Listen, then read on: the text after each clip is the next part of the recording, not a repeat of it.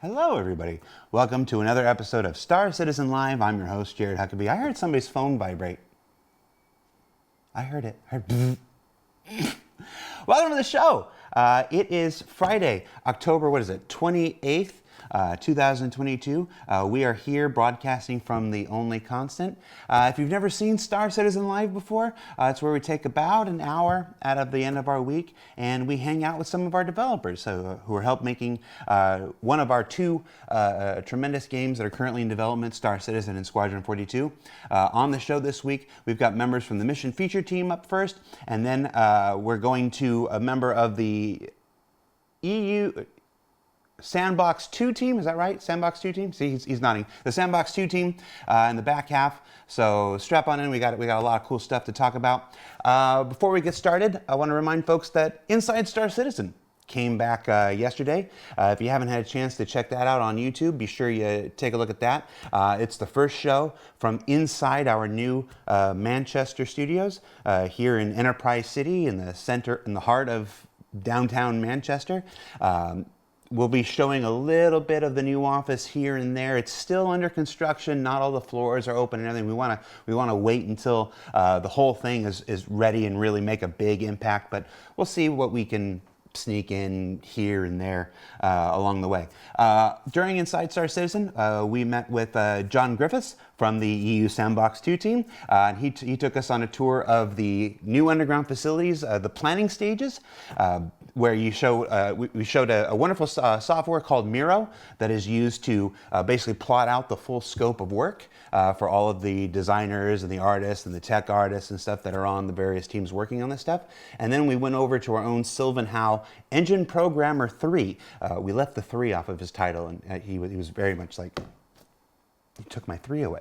So Sylvan, Engine Programmer 3, apologies, from our Frankfurt studio as he took us on a tour of the current state of the Gen 12 renderer, which will basically yield all manner of performance improvements in Alpha 3.18 and beyond. So definitely want to check that out if you haven't already. But let's move on to today. So on today's show, we are starting with 2 members from the esteemed Mission Feature Team. We've got Elliot and Max. Elliot, Max, how you doing, guys? Yeah, I'm all right. Yeah, good.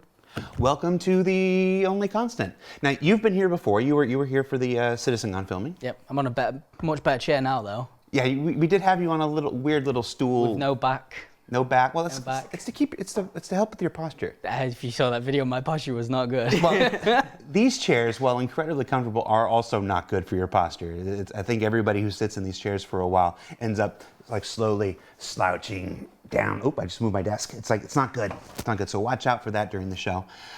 Max, this is your first time Yep, here? first time. How you doing? I'm good. I'm excited. It's like very nice spaceship.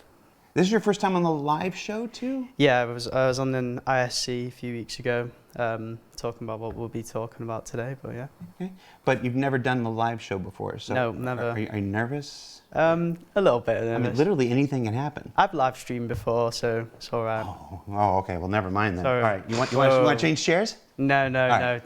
All right. So we're having you on because at CitizenCon, which was on October 8th, and you can watch these presentations that we're talking about on our YouTube channel. Elliot, you were part of a presentation on about a new mission type called investigations, that moves away from the cargo and trading missions, moves away from the combat missions that we have, and attempts to move the gameplay of the persistent universe towards a, well, how would you explain it? It's so when we're building stuff, and because of the scale of this game, we try to build things very modularly, and because we build very modularly, it means there can't be a lot of story injected into it, because injecting story into stuff is very difficult. So this is our way at looking not only at trying to build something modular, but also trying to inject heavy amounts of story in it to really bring the PU to life. Okay. So right off the bat, I'm going to ask, why investigations? Of all the things that we could be doing to inject story, if that was the ultimate goal, why mystery? Like, why not science fantasy, or why not a science western or whatever? What about investigations drove us there? So, investigations are the tech that's there for them, like, already exists. So a lot of this we can push ourselves in MFT, and what that means is we can leave other teams alone to do their stuff without us constantly bugging them for a little bit of this, a little bit of that, because all the fundamentals are there. So it's something that MFT can sort of own and just push all the way, and without bugging anyone, doing anything. And it's also quite a fun thing to do. Having an investigation, letting people think, come up with their own answers, potentially talk about it, have different answers. I think it's just a fun game mode. I appreciate the candor in that answer.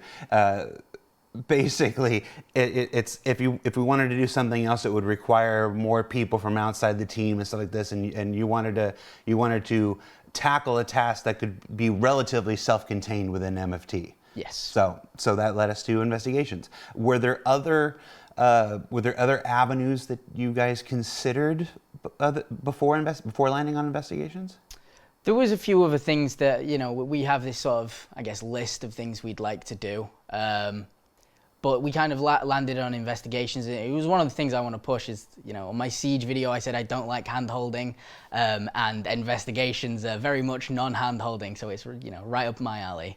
Yeah, we're going to talk about that in a minute. Oh, God. How does the division of labor work? Because you just said you want something that you can do internally without the need for a lot of external help. But is all of the mission feature team now working on this, and we're not going to get any other missions for the game? Like, describe to me the scope of work here. So, no, investigations is purely me making, as in the technical part of making it. Along with an engineer, one of our coders. All our other designers on MFT are working on other exciting things, like Max here is also doing something else and will continue to while I build these investigations. But, sort of the other sort of divisioning up of the work, there's potentially some work on, like, say, the props team for certain things we might need, but a lot of heavy work sort of on the narrative side, because, like I said, in the CitizenCon, investigation at its core is a story. So let's talk scope, let's talk scale here. Are we talking about a new profession here? Are we talking about a new way of life? We got people who want to be cargo haulers. We got people who want to be mercenaries or bounty hunters and stuff like this. Are we intending to push this to the point where there will be Sherlock Holmeses or Columbos, like, this is what I do in the verse, or is this a happy diversion here and there? What are our intentions here? I think happy diversion. I don't think it's something you can do full time. It's because we don't want you to constantly repeat the same old story, because you're going to know the answers. It's not going to be fun, engaging. So because the story is the key to it, we have to make sure that we're constantly putting out sort of new content, and the system we're hoping to create will hopefully allow us to get in a groove and pump some out pretty quickly and constantly, which will hopefully satisfy that sort of PI lifestyle, but it will also be just sort of like you log on one day and then I got a couple of like investigation things I can do, but you'll never do the same one twice. You say that, but backers are always, players and backers are always going to push things where they want to push things. I think once you give them a little bit of this, they're going to start taking things in their own ways. Stephen Gamer in the chat is already talking about the Pinkertons making a comeback. There's going to be a player org, based on the Pinkertons and what, detective agency and stuff. Even beyond the missions that you create, it's like that. It's going to inspire folks to a new kind of lifestyle. So, yeah. You mentioned difficulty, so let's talk about that. There is always an internal debate, and this is with any game. This isn't just exclusively to Star Citizen, but there's also always this debate about how challenging or how much hand-holding should be done. I know in Siege, which came on the last patch, there was some hemming and hawing, I think, within the community about how brutal some of the hand-holding wasn't, if that makes sense. That's probably not the best way to say it. We didn't exactly spell everything out for folks, No, which was yeah. intentional. Yes. Talk to me about this and how we balance this. Because I know what your point of view. Okay. You can tell us what your point of view is, but tell the people, speak to the people, and tell them what Elliot's point of view on the difficulty is. For investigations or for Siege? No, for anything. Okay. So when it came to Siege, I kind of wanted to sort of put you in a sandbox and give you tools, and then hope that you figure out how to use the tools to achieve a goal. So we started off with, and again, this is one of the good things about having this sort of iterative development, is we can try something and then hone it in over the course. And that's what we did with Siege, is we put out the first version, we collected a bunch of feedback from players, and we saw that, okay, some people didn't like that, the majority didn't like that. Okay, so we're gonna just hone it in a bit and not just go back to our complete old ways of marking everything or doing this or doing that, just sort of go, okay, well, we'll help here a little bit and we'll help here a bit, and then see how that is. But when it comes to investigation, I feel like we'd be doing a sort of disservice to the career path, the sort of the gameplay there, if I was to help out loads. So essentially you'll get a marker to tell you where to go, but the rest of the story from there on, you'll have to figure out yourself. We'll give some sort of, maybe like a synopsis of a clue you found to help you sort of understand what you're reading if you need it, but it should be on you to sort of go, okay, I found this piece of clue, so now I think I need to go do this, without me going, right, you found this, here's a timer, time is finished, mark the item out in the world. I'd rather you feel like an investigator and find the item, because we have there is sort of like a natural level of a cap for, like, say, ability. When you're playing combat-based missions, we don't exactly make them easier. You'll hit a point where you're like, right, I can't do this anymore. Like, I don't have maybe the ship that I can battle against this other ship with, or I don't have, the personal pilot skill. I can't play my bounty. I've made the bounty system, I can't play it. So, you have that sort of natural skill level, and I think that's a good part of the game, is that you can go, well, I'm at the super rank of being a bounty hunter. I'm the best of the best. And then some other person can be, well, I've solved every single investigation, and that bounty hunter could go, I've tried one and I can't figure it out, sort of thing. And Max, I'd be interested in hearing your opinion on this. Continuing the difficulty thing, there are people who obviously jump in and play the game for hours and hours and hours. Chris talked at Sysagon about the average, daily play time, skyrocketing in 2022 compared to 2021 and 2020. That said, there are also those people who can only jump in and play for an hour a night. It's a casual pursuit and such like this. How do you balance the difficulty of something, not just investigations, but Siege and everything, for people who can't dump 5-6 hours into a play session? You don't want to leave the for lack of a better term, the filthy casuals. I hate that term, but you don't want to leave those people out. So how do you balance this? Yeah, I think it's definitely like a challenge, especially in our game, when you can go and essentially choose to do whatever you want to do with your time. So sometimes even those players who play for a long period of time only have 2 hours on a day, right? And they want to hop in and get something done. And for us, when we're looking at balancing things around that, it's very hard to please everybody in every scenario. And I think Siege is a great example where perhaps the players wouldn't have seen us do this, but internally we did lots of play testing and lots of changes to markers or information provided, and sort of tried to find a happy medium between making it too obvious what you need to do and too difficult to find out what you need to do. That was definitely a time, at least for me, where I got to go through that iteration process and see what that is like. But for the rest of the outside of Siege and big events like that,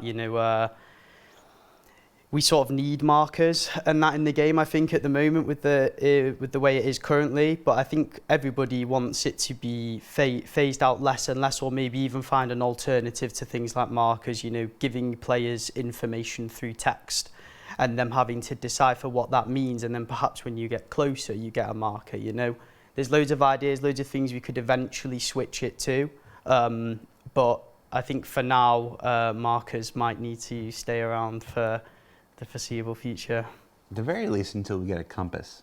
Yeah. Hey, UI people. Compass.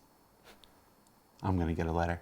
All right, so following up on the difficulty thing, one of the things that's going into 3.18, we've been talking about Siege quite a bit, is there are new missions going in on the platforms that run when Siege aren't running, kind of like not a Siege Lite, but a smaller, more digestible version of that experience that doesn't go on for a while. Talk to me about those missions. Yeah, so those missions are made by Yorit, one of our he joined us for just as we started Siege, and he helped us on the level design. He built some of the environments, and then his first foray into building an actual, his own type of mission and stuff is to go into these Siege islands and take sort of like the existing modular eliminate all at bunkers and expand them to do more in these Siege islands, and make them more usable across the sort of scope. So what we've done, and again, it's something we saw in Siege a lot, is when people would play it, they'd be playing in fire teams. Like, for example, Thorsten, the system designer doing hull scraping, his org completed Siege in 12 minutes. So they are very organized, which I was very, I designed it to be like, an hour.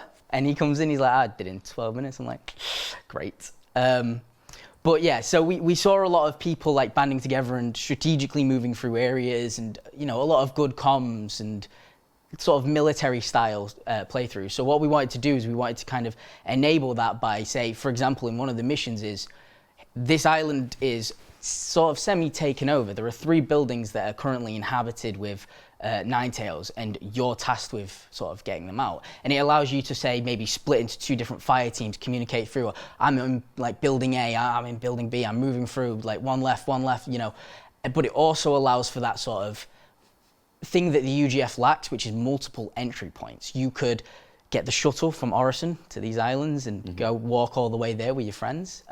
You could take a ship and land on the roof and infiltrate and go down. You could take a ship and land on the ground floor if you wanted and take an elevator up. But it kind of allows for, a new FPS area to fight in, and more coordination from the players through more enemies to kill. And along with that, coming in 3.18 are the Gen 12 renderer improvements that we talked about on ISC yesterday, and hopefully that'll improve the FPS performance when doing these missions on Orison. I'm just hitting all the check marks today, aren't I? So what else is the mission feature team working on for 3.18? Well, we have some big changes coming to Korea that someone on our team called Lars is working on. Big changes to the world as well in terms of crime as a whole. Sort of the lower ranked crimes that you'll be receiving will be able to be paid off and won't cause you to go to prison. But those, if you do manage to get yourself into those higher crime stats, so crime stat 3 or above, you're going to be faced with a much bigger challenge now, much less places to clear yourself free of crimes.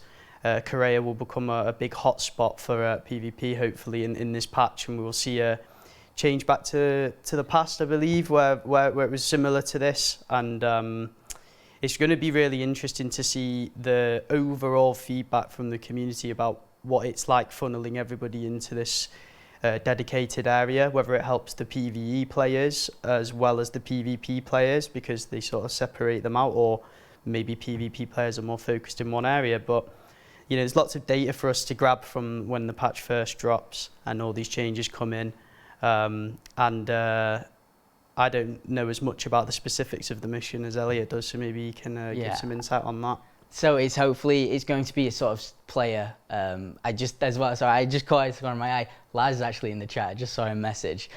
He's called Poet. So yeah, that's Laz.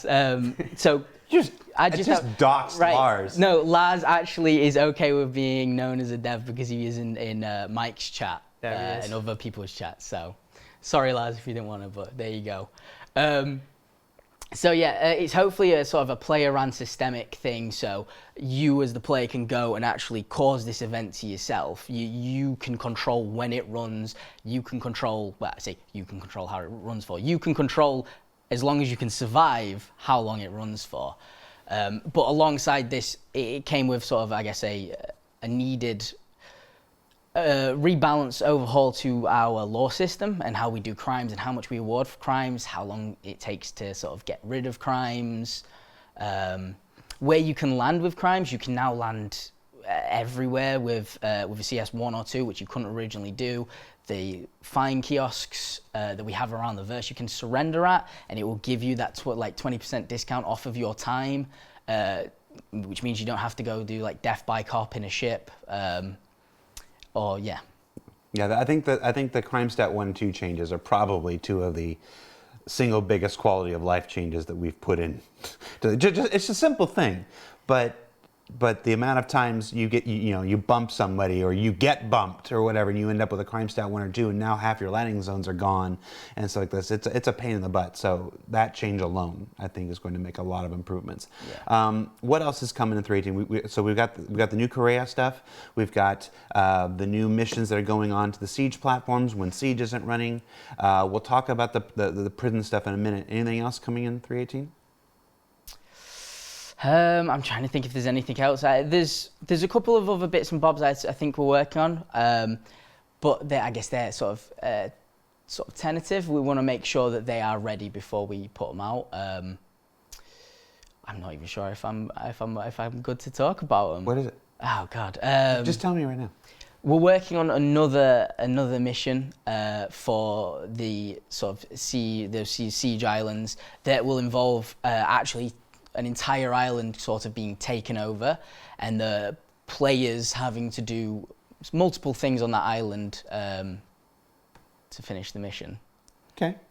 So no guarantee that it's coming for 3.18. Just it's one of the things. One of the things that's happened is unless you may not be aware, 3.18 was originally scheduled to come out, towards the end of September, the beginning of October. It has now been pushed out, currently scheduled for December 8th.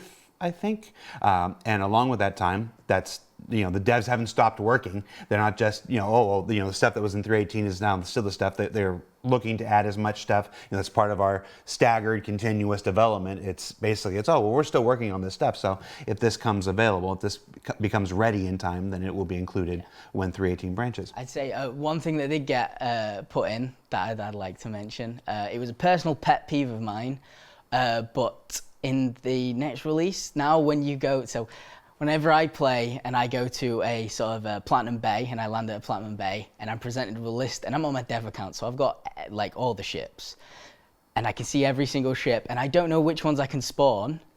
We've now made it so that when you're at the Platinum Bay, you'll only see ships that you can actually spawn at that location that actually fit the size.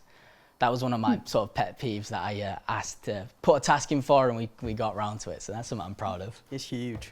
I see someone pulling finally, so I've helped someone out, not just me. Yes, and I'm being told that I actually have no idea what the date is. So I don't know where I got that date from, but don't take, like I said, we don't talk dates. I shouldn't have even tried. So don't take that one too seriously. Yeah. I'm being yelled at in the chat. I don't know the date. All right, so let's jump back to investigations a little bit. A lot of it's going to have to, the communication, the clues, the interactions with things. It seems like it's going to be very heavily affected by mobiGlas. Yeah. At CitizenCon, we saw a whole new mobiGlas on the horizon. You don't get to wait until the new mobiGlas is here before you start designing investigations right now. Does this mean that everything that you're going to build right now or building along the way is going to have to be redone when the new mobiGlas comes? No. So we have to design for both. Currently, we have a design for how to sort of awkwardly use our current mobiGlas to ensure that we can give all the information to the players that they do need to see. However, we also are, involved in the new Mobiglass and the new contracts manager we're doing. And with that, we can sort of mold it for our needs as well, because obviously the mission team, the contract manager is pretty much used for us. So we can sort of mold it and see how it fits and make sure that we have all the information and styles that we need. So we have considerations for both.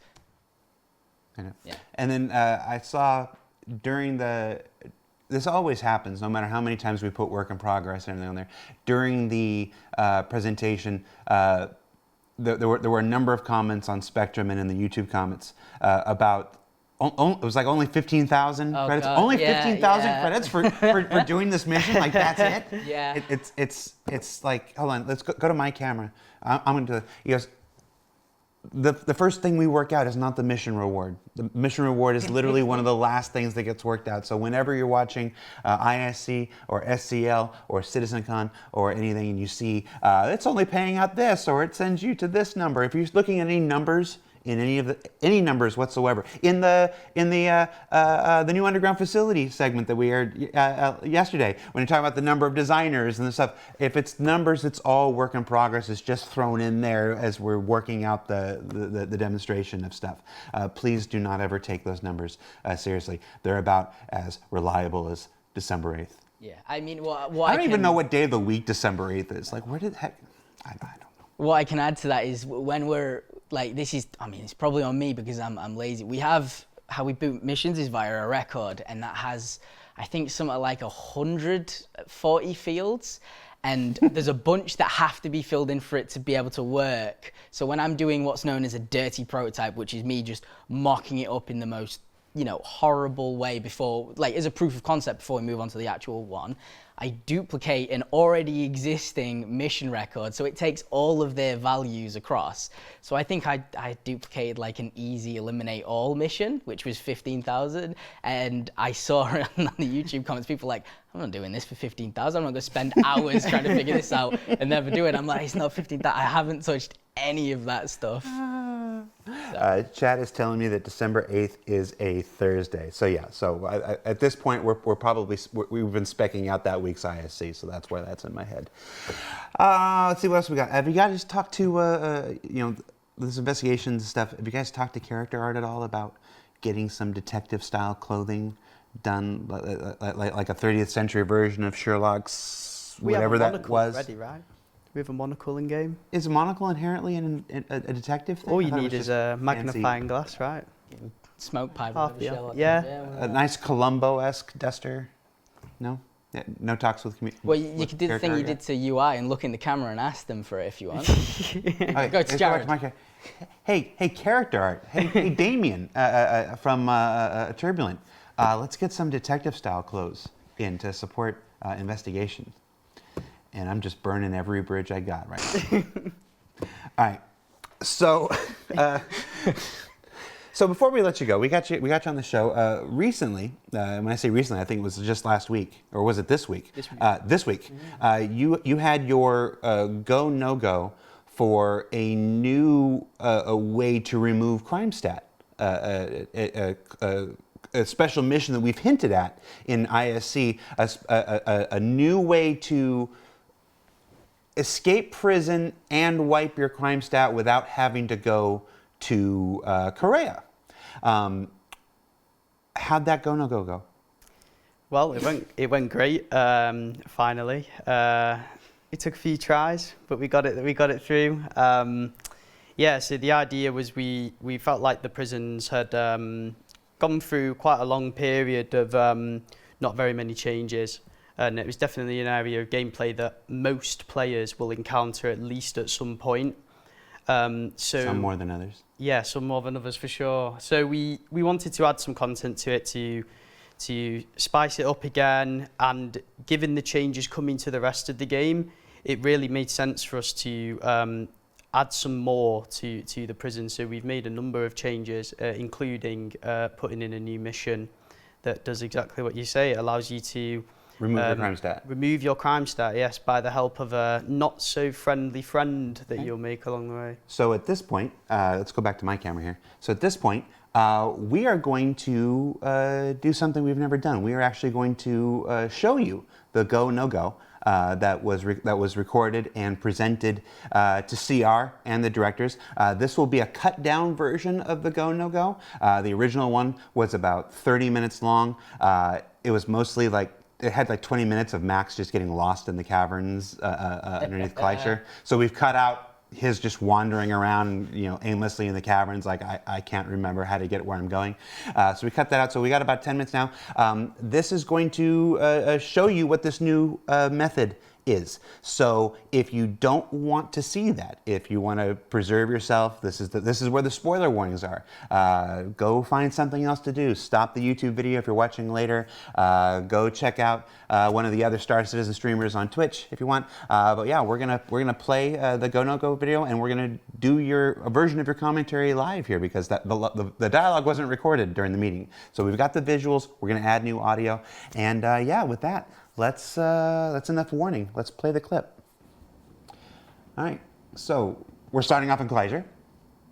Yeah, so when I recorded this, I tried to do it from obviously the perspective of a player who would have just arrived in prison. And generally, I think when players go to prison, they either try to enter the escape route straight away and get out of there as fast as possible, or they head into the mines to dig up rocks and serve their sentence like a good citizen. And here I just allude to that as you kind of would go deeper into the prison. For those who maybe don't know already, or don't do the mining very often, the deeper you go into these prison caves, the more likely you are to find rarer ore.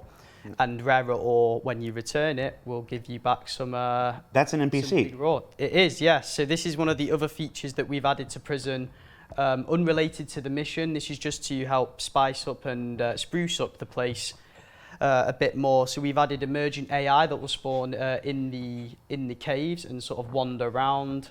It really adds some life to it. These AI can also be killed, and they will drop prison loot. So any loot that would be available to a player in the prison can potentially be on any of these AI. However, if you do so in the prison, you'll know that you'll get a murder charge still. So you will increase your sentence by doing it. However, that leads into our next spot. As you can see, the mission was just offered to the player. Now, this was triggered because the player got so deep into the mines that he entered a new section of the prison mines that we're calling the prison black spot. So this means that this area of the prison is so deep underground that the Klescher can no longer block communications to prisoners. And Ruto has found a way to elude through that. So he has found a way to contact players within prison and offers them a mission. Now, this mission is to retrieve a data chip that one of his other little minions failed to smuggle out of the escape route for him. So he's asked you to find his fallen fellow and retrieve the data chip and upload the data. I would like to quickly just say, I've just seen a lot of people call out trespassing. That was a bug. Yeah, we fixed it. It wasn't meant to be there. That's there because in order to do the test, you just warped yourself to the prison. You didn't actually have the crime scene. We technically, I'm not allowed here. All right. So we're back up. So we've been skipping ahead a bit. Every time we fade to black, we skip ahead like 3 minutes. So we're now up. You're back at the fan. Folks will recognize the stopping the fan here. New UI for the fan keypad though. That's got to be exciting, right? Yeah. Yeah. I like it. And yeah, we've so in terms of the escape route itself, we haven't. It would be a very big task to change the whole thing, but in order to add a little extra to it, we've the body that the data chip is on is kind of floating on these platforms within the main cylinder of the escape route. And it will be different each time where the body spawns. But as you can see here, this is quite high up in the escape route. Anyone familiar with this will know that this is right near the end of the escape route. But the body is sort of in the middle, so I locate one jump to make it across. Obviously, on Aberdeen, the planet that the prison's located on, this has low gravity, so you need to complete a series of jumps to get to the body and to retrieve the data chip. And then once you've got to this point, it's very difficult to re-enter the route a safe point. So you might have to go to a point that you didn't previously go to, and sort of find your way back to the escape route and get away. It's Depending also on worth, where the body spawned. yeah, and it's also worth mentioning that the moment you escape prison, you're automatically put onto a timer. Because of Aberdeen's natural temperature on the planet, you know, the player's body temperature will increase rapidly, and so to sort of complete this mission or to get to the rover, you are already on a timer. This will add some time to that timer. It's significantly more difficult if you damage yourself along the escape route at any other point, which is quite common. So yeah, in the process of escaping prison, you will need to get past the trip mines, which was the first thing I ever added as a designer to the game. I remember there was a conversation just a bit before that where Max said like, oh, people are going to crawl on the floor and go around it. And there was a big discussion in MFT, people going, no, they won't, no, they won't. And the first video we saw someone did it, they did exactly that. There was like, my head's too big, I'm going to crouch. Yeah. All right, so we've skipped ahead. We're now outside. We've now, after falling about 6 or 7 times, most likely. Yes. We've come to the little storage crate that's got the Ursa. We've got the code for the Ursa. Yeah, so you grab them from the guard room and then you escape prison, just like it was before. We've made a slight change here in this rover that spawns now will now spawn with some guns inside of it. The purpose of this will be shown just shortly, because towards the end of this mission you're going to be required to enter some combat. So, All right, so at this point we've recovered the chip from Rudo's last lackey. Yes. And now we've got to take the chip to this waypoint. What's at the waypoint? So it's a satellite. So Ruto wants this data directly uploaded to him, not physically handed to him. So they have Ruto and his gang have conveniently stashed a satellite inside a derelict that you'll see just shortly here.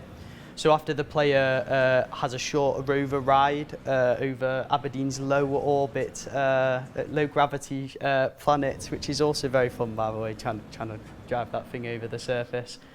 They will arrive at a derelict, and this derelict has got security from Hurston Security, who have gone there to investigate what's going on, and which is why there is a cutlass parked there, and the player will have to fight off the security that are here, and so that he can upload to the satellite. Now, obviously, you're doing this solo, but many folks enlist the help of friends when escaping prison. They can. There's some caveats to it. This is meant to be done solo. That's the idea. They could call in a friend to come and help them at this point, but the problem potentially with doing that is you will get a crime for killing these security guards. So whoever is on the mission, it cannot be shared, the mission. One person will get to wipe their crime stat. So if they were going to enlist help from a friend, they might want to make sure that it was the person with the mission killing them off. Because you're going to get 4 murder charges from doing this, but uploading to the satellite at the end will wipe you clear of them. So the person who took the mission. So again, so if your friends come, if you enlist your friends, your crime stat will be cleared. Yes. But your friends will still have the new murder charges. They'll have a long sentence. They can essentially transport you. They can bring you here, but if they kill anyone, they're going to end up back there in Klescher. And the whole idea of doing this is to avoid having to go to Klescher. Exactly. So that's your incentive to doing this solo. So it looks like you switched guns because the first one ran out of. Yep. There's only one clip in either gun, as obviously Horizon. Hurston didn't just leave an ammo carted full of bullets rover right next to the prison. But as you can see here, I take out the AI and I'm putting the data chip back into my hand to upload into the satellite, and this is mission complete. So the data chip will be eaten by the satellite. Ruto will get his much needed data about the insides of Klescher, and the player will walk away crime free. There's also that cutlass now can be commandeered by the player, so they also have a way to escape the planet immediately upon mission complete. Also, I'd be remiss if I didn't say that they were called magazines, not clips. Tomato, tomato. I would Nobody also, reads magazines anymore anyway. I'd also like to say that one of the closest settlements to Klescher is, what is it? What's it Barton called? Flats. Barton Flats, and we've added an ASOP terminal there. So if you are alone, it's not exactly a short hike, but there's a hike you can do, and you can get your ship if you do escape. Are you stealing the security's cutlass now? Yes. We are, yes. You just cleared your crime stat. Well, let's hope they don't find us. Yeah. But I guess there's nobody alive to report the crime, is there? Exactly. No. Not unless you get found. No. Is a crime really a crime if nobody's there to report you? Well, you could fly this ship to the new Platinum Bay. Exactly, To and the get your new own Barton ship out. Flats. There. Gotcha. So the mission not only gives you a way to clear your crime stat, but now it gives you a way to escape Yep. the planet Yes. without needing to call for friends. One of the like issues we noticed with the first sort of escape route we had was that a solo player really isn't good for them, because they'll get out and they could put up a service beacon waiting for someone to pick them up, or they're just stuck. So this kind of helps that solo player lifestyle get off, and plus with the addition of the Platinum Bay, even if you've not taken the mission, you should be able to go and get your stuff. Cool. Well, I think that's about it. Sorry, I was. Chair is being weird. Thank you so much, guys, for hanging out with us and for talking about the investigation stuff that we saw at CitizenCon, talking a bit about what your team is bringing to Alpha 318, and of course sharing with us our first look at an actual live internal go no go. I can't believe you made CR sit through all 30 minutes of you wandering tough. the tunnels, huh? Yeah, it's tough. The more embarrassing thing is he was a QA tester. He tested this stuff for years. I'm going to get you a license of Premiere, and I'm going to show you how to save the man some time. Yeah, I'll need the help. I appreciate it. Elliot, Max, thank you so much for hanging out with us. Guys, we're going to take a short break. We're going to throw it to a few more community commercials, and when we come back, we'll be joined by John Griffiths from EU Sandbox 2, and we're going to talk a little bit more about him and what he does. So stay tuned. We'll be right back.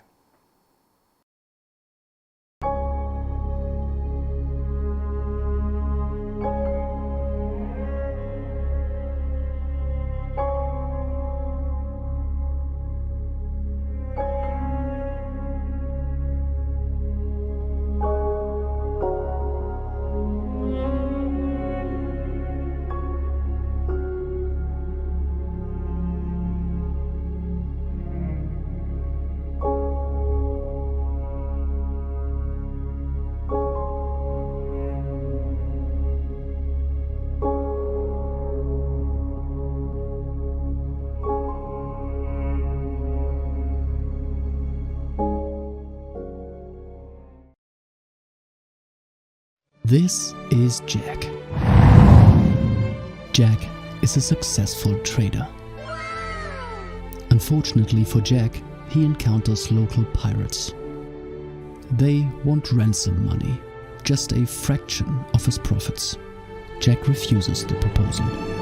In his mind, he is a hero.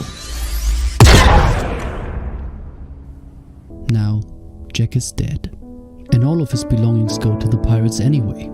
Don't be like Jack. Be smart. Pay ransom. Sponsored by the Sinister Incorporated Pay Ransom Campaign.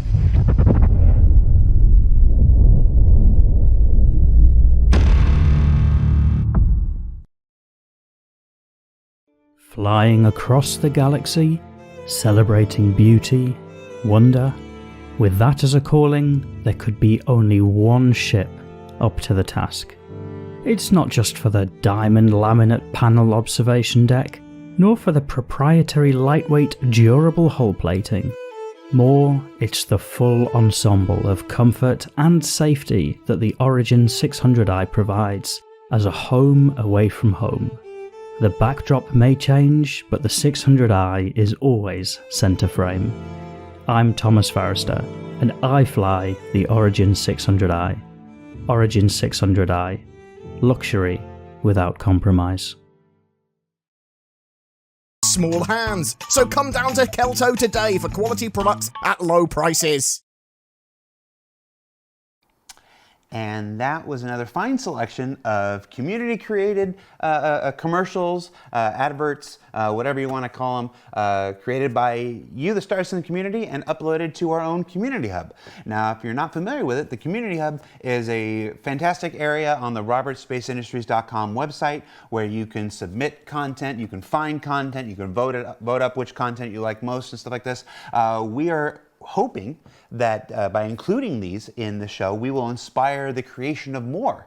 We want to see ads for your own organizations. We want to see commercials or videos about the fictional brands that already exist within the universe. Narrative, short form narrative stories about your adventures within the universe.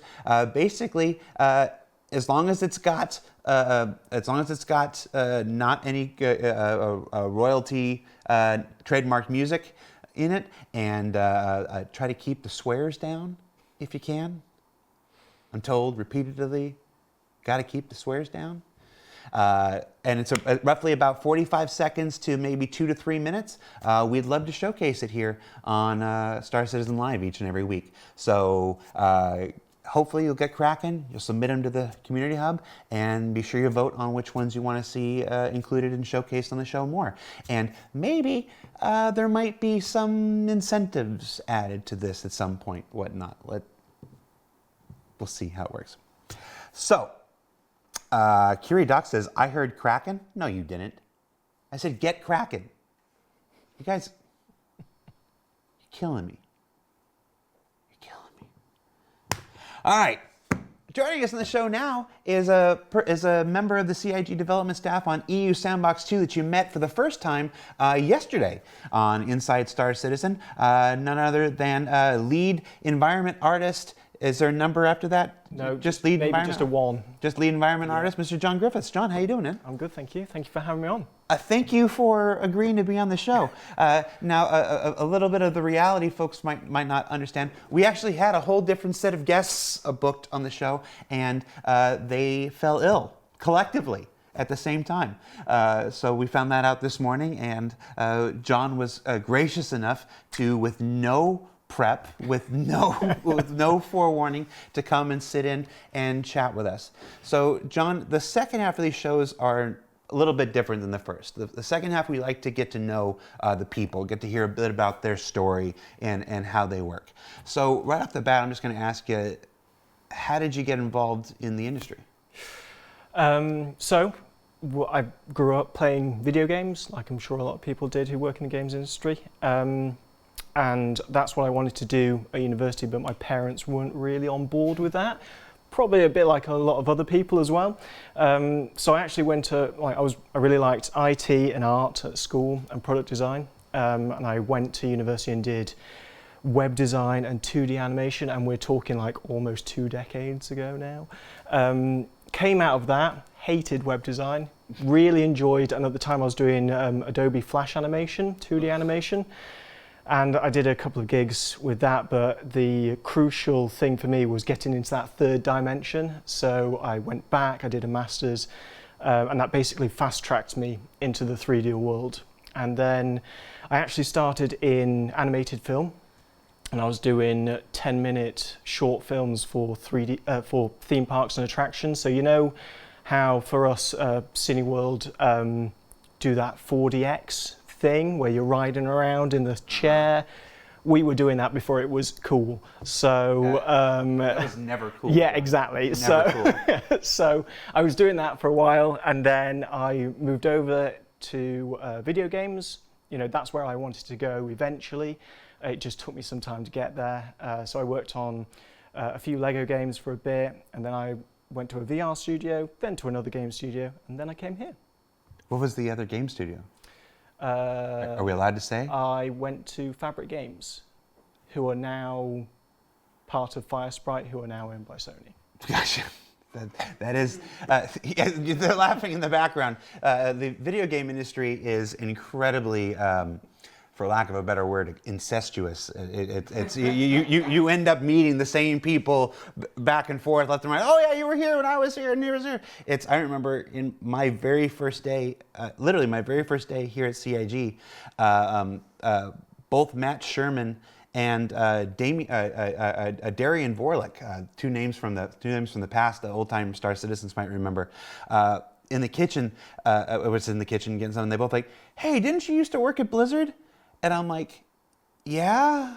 And he goes, "Oh yeah, I remember you." Hi. I'm like, "I don't remember you at all." But I felt so bad.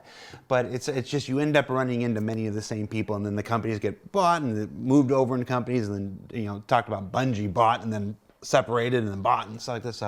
So yeah, it's a lot of mix stuff like this. So you are a lead environment artist. What separates a lead environment artist from a senior environment artist from a regular environment artist? So for the underground facilities, I'm the product owner. So it's up to me, or it's on my shoulders to deliver this location. So it's not just doing the art, it's managing the team, doing the planning, checking everyone, like unblocking people, working with other disciplines, making sure that everyone's got what they need in order to do their jobs is my job. As a lead environment artist, do you do actual art? Yes, I do, and I have been doing recently. So a lot of the stuff that you saw in the CitizenCon and in the ISE is some work I've been doing. So we're very much early stages, white box, just like I said in the video, just getting some content out so that we can play it within context as the player would play it, and check that everything's kind of working together.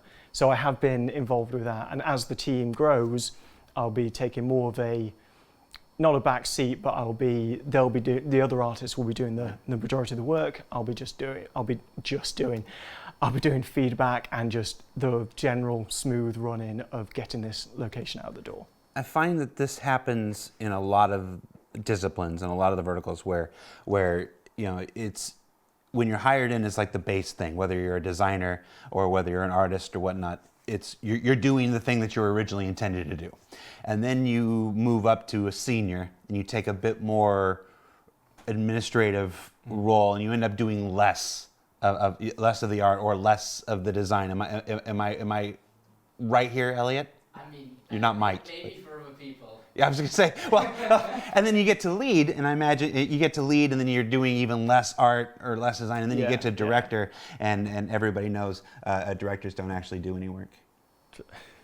Go to my camera. That was just for Tyler Wicken. I chose violence today.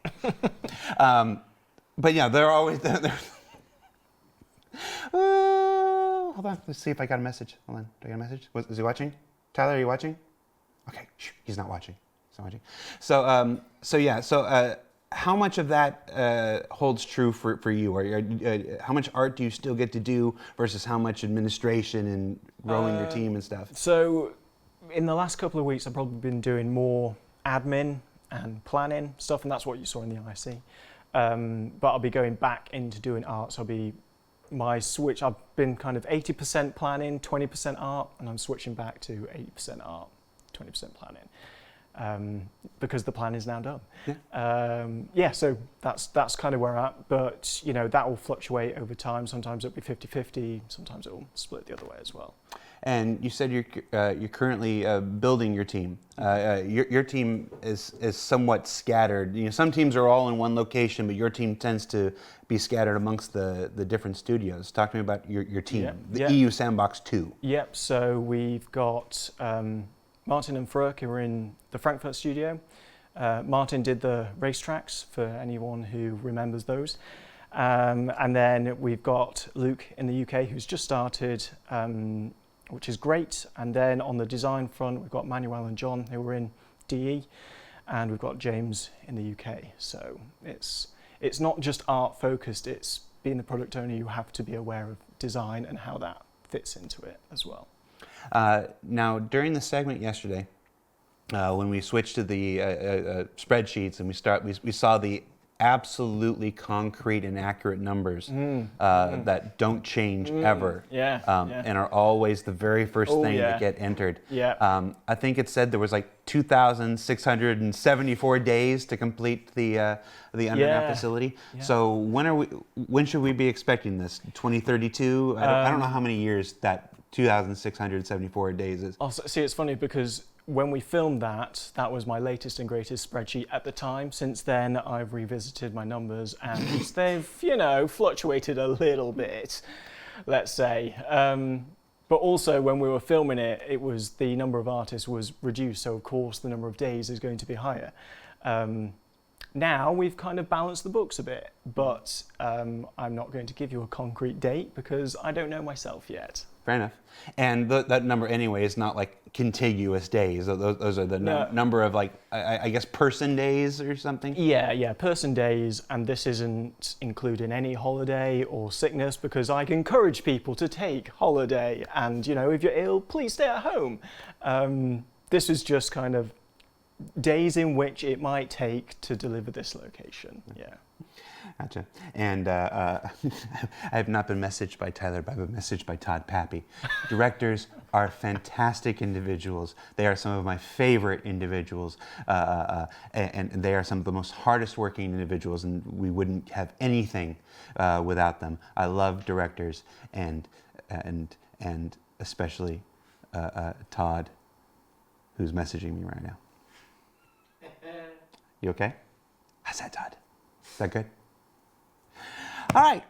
So with that, I think I've successfully set enough fires during the day. This is what happens. We used to, the show used to be all backer questions. And when the show was all backer questions, I was safe. I could just play mediator and whatnot. But when we changed to the talk show format and I had to come up with anything, it's clear that I'm going to have to practice safe questioning a little bit because I'm just... Hopefully this won't be the last broadcast. Anyway, that's the show. Thank you so much for hanging out with us on this week's Star Citizen Live.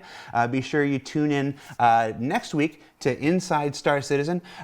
We have got a feature that I know many of you have been waiting for. We've got Chad McKinney and Dan Griffiths, no relation, from our Austin studio, and they're going to be talking about the current progress on the cargo refactor. Just going to give you guys a moment to, and then Morgan from here in the UK studio is going to give us an update on Rastar, which is a tool that we first saw at CitizenCon last year that is currently being used to place a whole new host of outposts on the planets and moons of the Stanton system, and as well as the upcoming Pyro system. So check that out. That'll be next week on Inside Star Citizen. And for Star Citizen Live, it all depends on who shows up. We'll see. We have a plan, and then it goes away.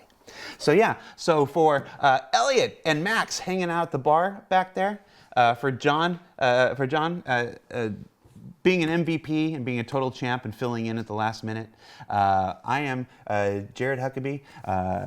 Be safe, have fun, don't burn any bridges that you absolutely don't have to because you're on live video, and we'll see you all next week, everybody. Take care.